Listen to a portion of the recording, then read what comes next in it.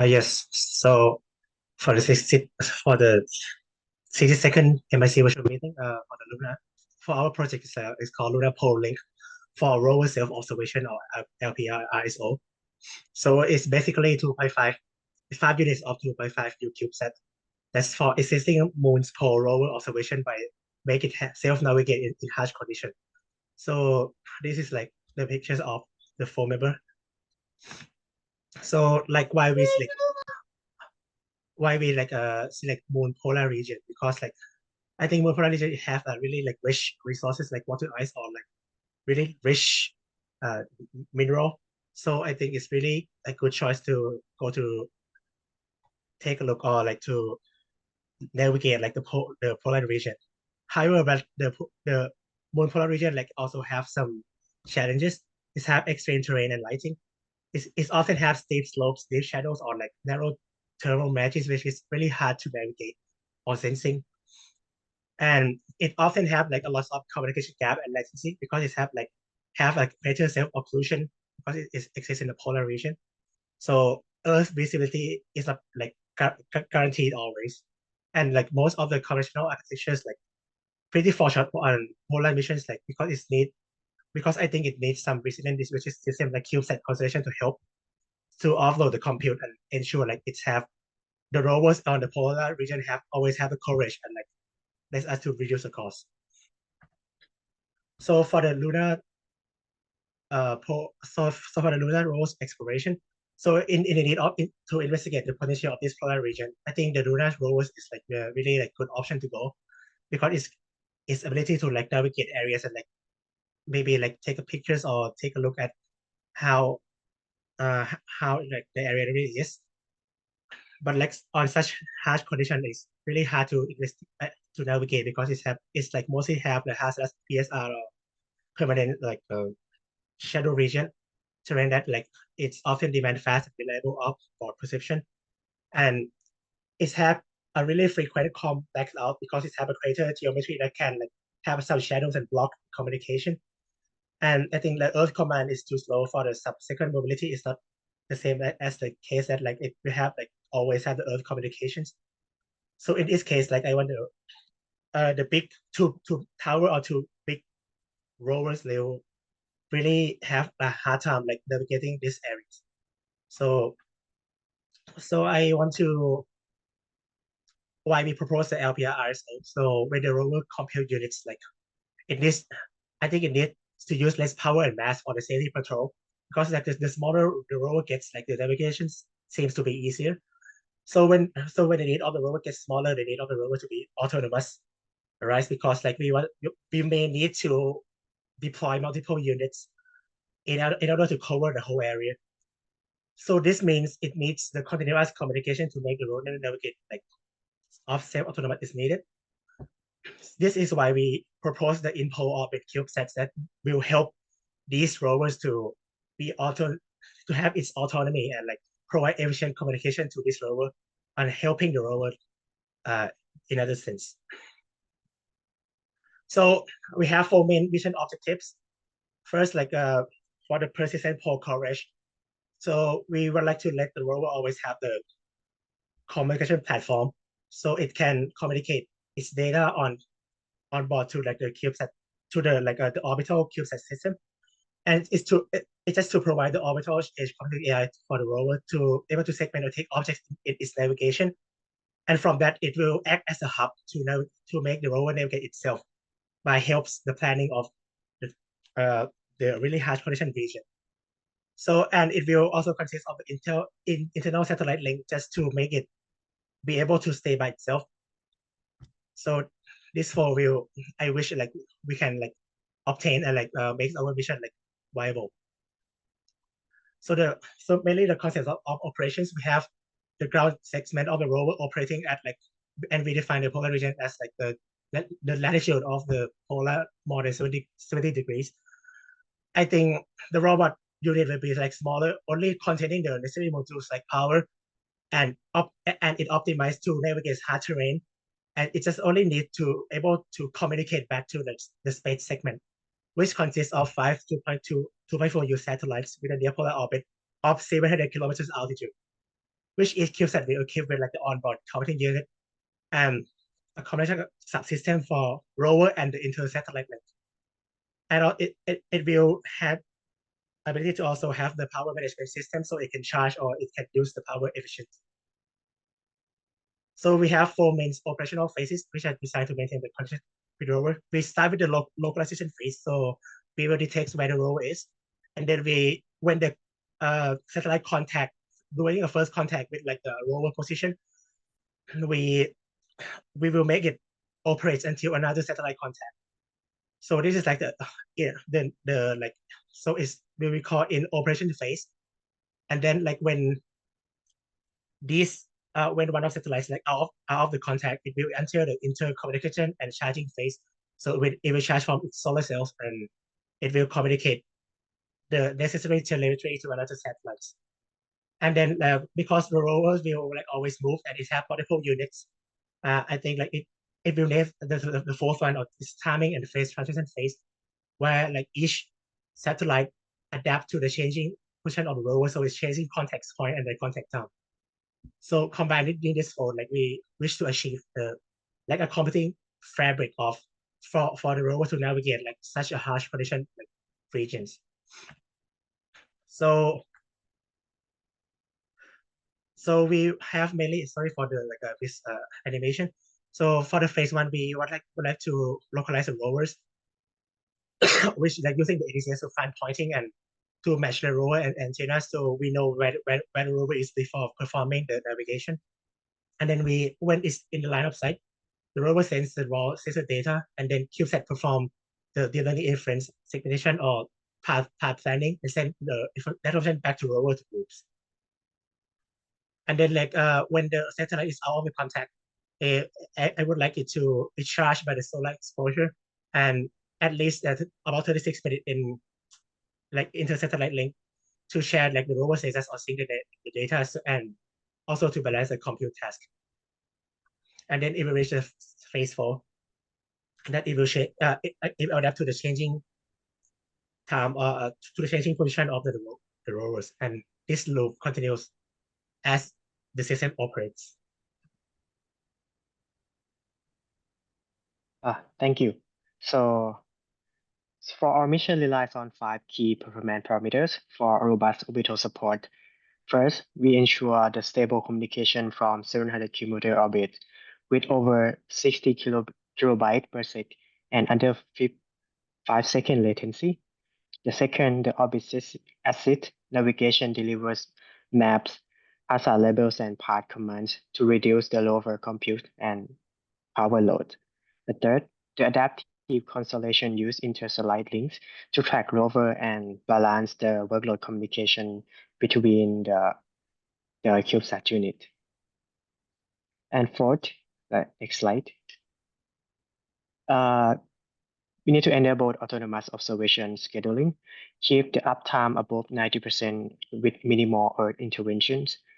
And lastly, like the power optimized operations, we need to make it managed by itself with solar harvesting, storage, and load to sustain over 90% duty cycle with depth of discharge less than 30% for long mission life. And for the space segment is compact of 2.4 unit CubeSat.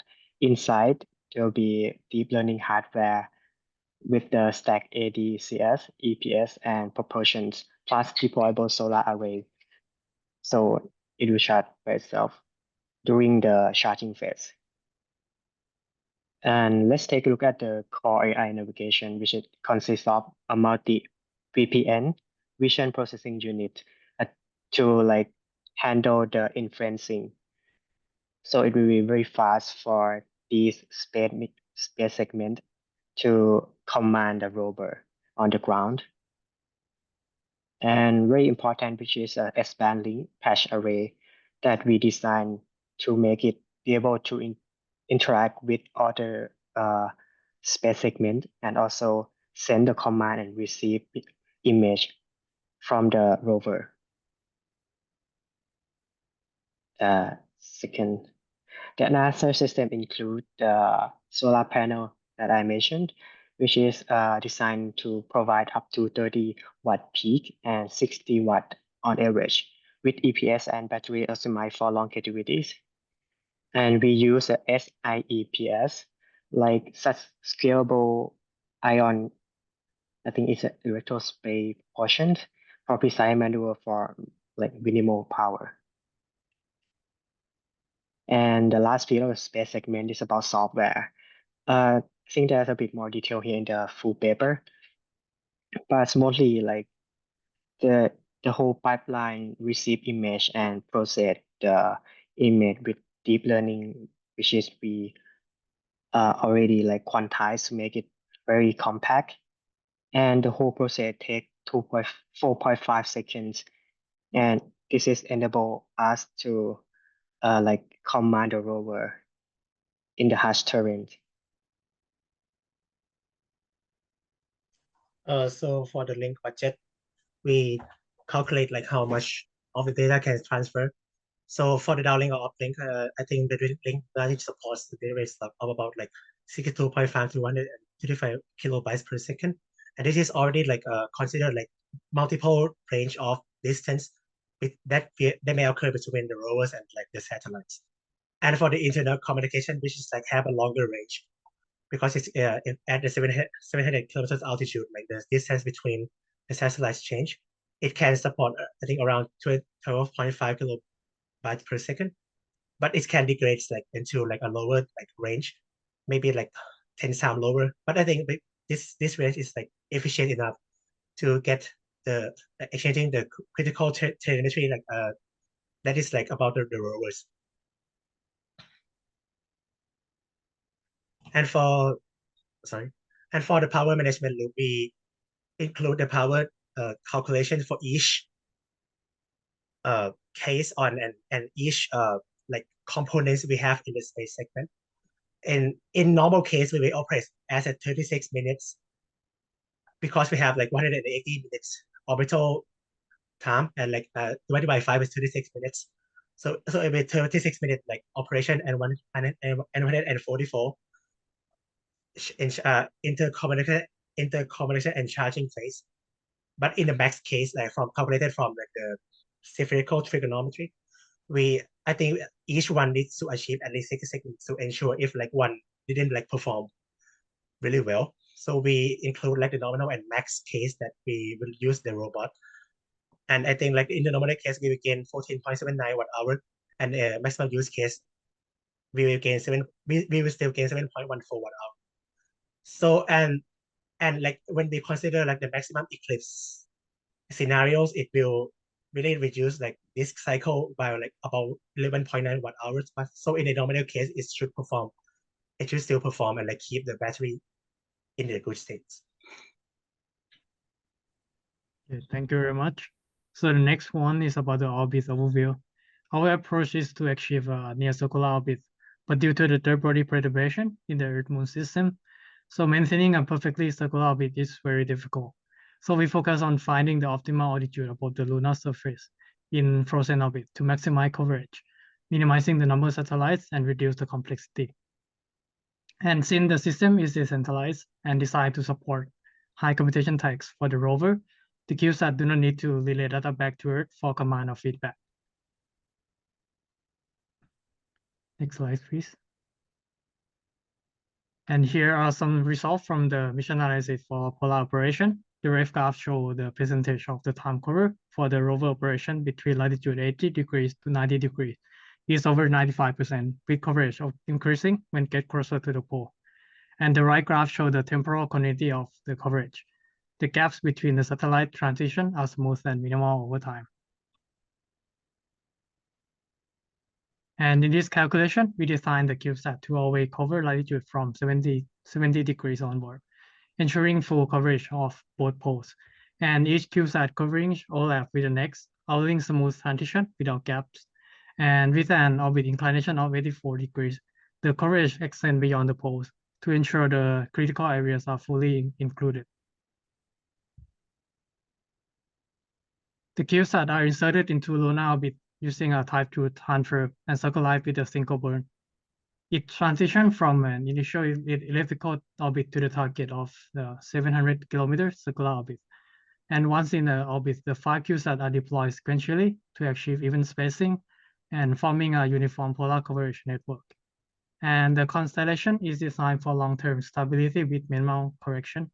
Eccentricity, inclination, and orbital orientation remain stable, with just a small maneuvers to maintain the constellation geometry. And our development follow a structured system engineering approach with testing and verification to reduce risk. In the start from 2025, we focus on mission definition and preliminary designs. And the next year, we do detailed designs and prototype the development, including lab demos and subsystem. And next year, we perform integration, environmental testing, and mission simulation. And in the last year of 2029, the first CubeSat is launched as a pathfinder, followed by deployment of the full constellation. And each CubeSat costs around 200,000 euros, split between the hardware, launch, and operation. And finally, after completing its mission, each CubeSat will continue supporting lunar communication, and will perform a final disposal maneuver through the graveyard orbit, and ensuring the sustainable use of the cislunar space. And here are summarized of the main project risks and how we address them. Firstly, we have the high onboard compute under thermal stress. So this one is under roll list. We mitigate it by optimize the module inference and using adaptive scheduling. And next thing is like the Rover CubeSat communication loss due to the terrain is also under roll risk. We will handle with the active antenna tracking. And we also have the medium level risks, including funding shortage, limited band power, and potential power shortage during the low illumination. And we address this by seeking collaboration with the space agency, expanding the team, and adding buffer battery capacity with the energy-aware AI algorithms. Overall, our risks are manageable with the proactive design, protocols, and collaboration. Okay, and for some remarks that like maybe if you check the abstract and the full paper, the number sometimes didn't match because like we have like some miscalculation that the auto period like should be 180, not 120, because we changed the altitude calculation. So and when we realized that like some symbol per second didn't like translate to 1 byte, but 1 bit. So we need to change some numbers in the abstract. So and to match the full paper. But now like the like most of the number in full paper is like mostly correct, and like we are ready to fix to make it correct also. So to conclude, so we so the LPLRSO or lunar polling for lunar self-observation is designed to work in extreme polar conditions at the 700 kilometers near frozen orbit, which is like this computer fabric is resilient and self-coordinating CubeSats. And I want to make it fully autonomous that we can support, which like less than 5 seconds perception loop or 3.2 frames per second. So it can like navigate like properly. And with the help of AI, it will reduce a lot of rover burden by moving the computational heavy stuff onto the orbital network instead. And then like I want it to be like operations. So this act like compute perfect. So it's enabling rovers like multiple rovers to navigate like this area well by making it more robust. So this is like in our presentation. Thank you so much.